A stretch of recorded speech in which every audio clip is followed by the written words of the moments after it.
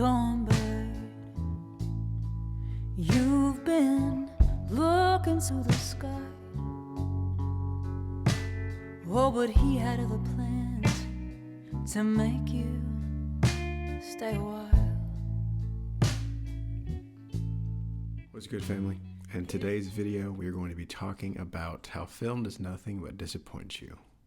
I'm just kidding. So I recently got the Leica M6 and I've been absolutely loving it.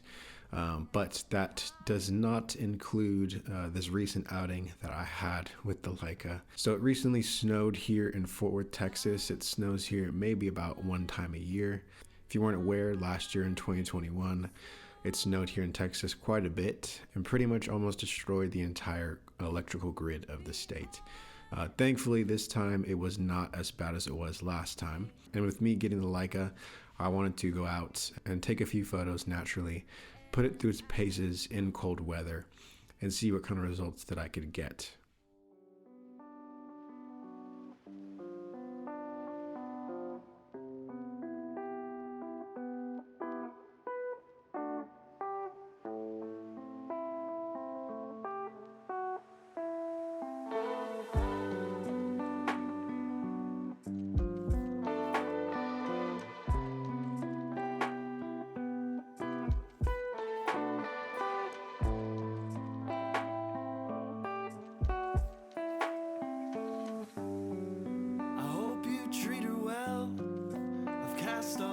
Spells, but someone will love you.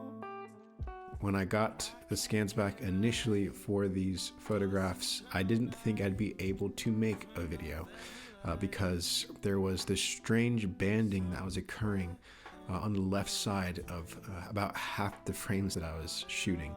And everything.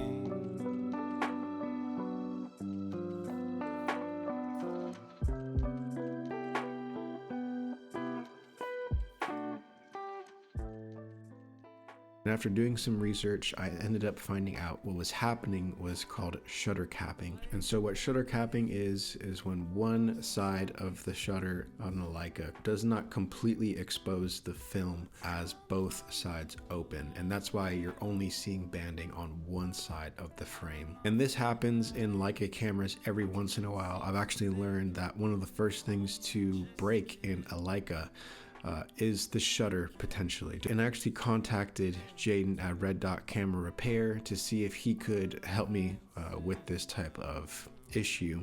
And he basically said what was happening was shutter capping due to the cold weather, which is what I had figured it was as well, because all of these photos that were experiencing this banding were just happening at 1/1000th of a second. And this is the shutter speed that typically experiences issues first if you're having any issues at all with the shutter on the Leica cameras. And so he basically said that the issue can be repaired with just a simple CLA. So I will be sending in the Leica to be CLA'd probably soon here, which sucks because I just got it and you don't want to be spending more money on something you just got. But at the same time, I think it's a good investment to make on a camera like this because you won't be needing it to get another CLA hopefully for like at least another 5 to 10 years. So I'm going to invest the money in now and then hopefully not have to worry about it ever again.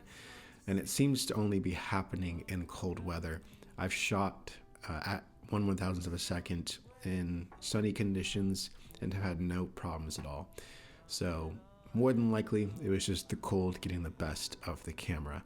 And after I took all these photographs that I thought I was going to be pretty happy with, I decided to come back inside because it was getting pretty cold with the plan of going back towards Blue Hour to see if I could get some long exposures with the Leica.